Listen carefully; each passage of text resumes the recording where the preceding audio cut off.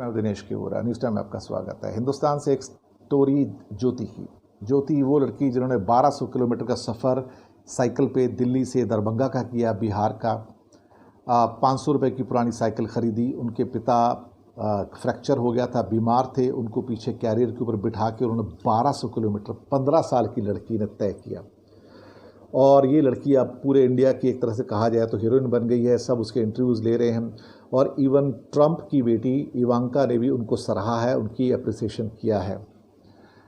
अब cycling federation of India ने भी उनको कहा है कि आप साइकिलिंग का टेस्ट देने को आइए। तो कहीं ना कहीं बहुत सारी कहानियाँ इसके साथ जुड़ गई, कैसे भूखे प्यासे वो अपने घर को लौटी है और कई लोगों ने बीच में जाने गंवा दी हैं।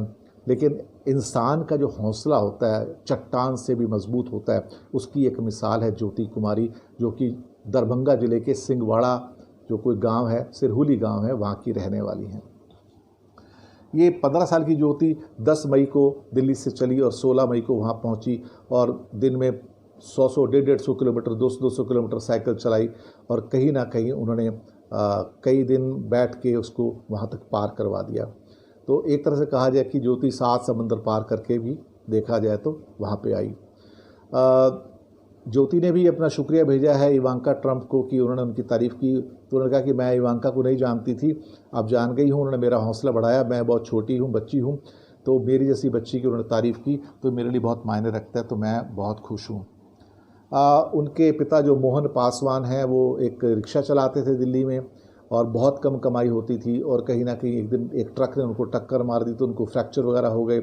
अब दिल्ली में उनके पास कुछ पैसा वगैरह था नहीं, तो उनको साइकिल पुरानी ख़रीद के, और पैसे भी नहीं थे, बड़ी मुश्किल से पैसे इकट्ठे करके एक साइकिल ख़रीदी 500 रुपये में, पुरानी साइकिल, और उसको बिठा के वहाँ पे लेके आई है।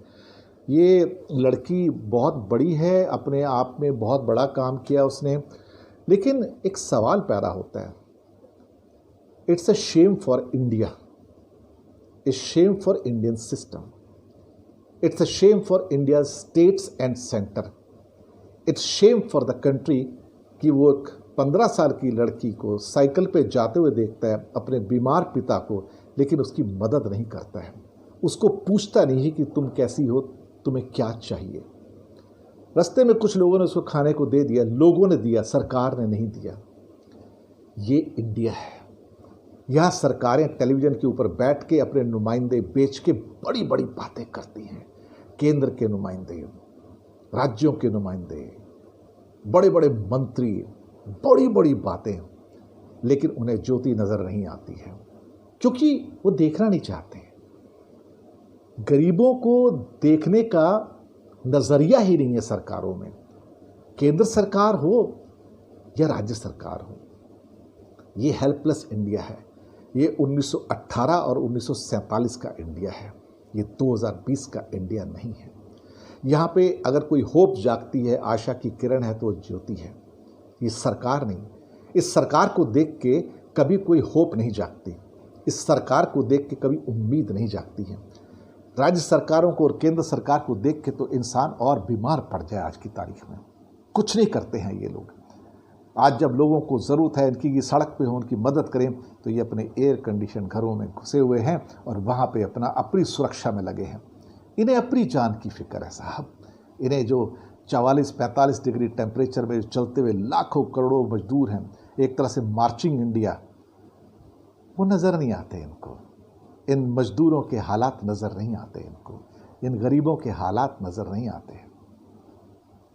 बातें बहुत बड़ी हैं, लेकिन भारत, जी हाँ, मैं भी शर्मिंदा हूँ। भारत की जो सरकार, उसे भी शर्मिंदा होना चाहिए, क्योंकि इस देश में हज़ारों लाखों ऐसी ज्योति हैं, ऐसे लाखों करोड़ों लोग हैं जो सड़कों पर चल रहे हैं। शर्मिंदा है, जी हाँ, वी आर अशेम्ड। देश के प्रति अशेम्ड नहीं है, देश के प्रति बहुत गर्व है। लेकिन ये जो सरकारें हैं, yes, we don't take proud in the governments because they have put the India down, they have put the poor down. शुक्रिया आपका।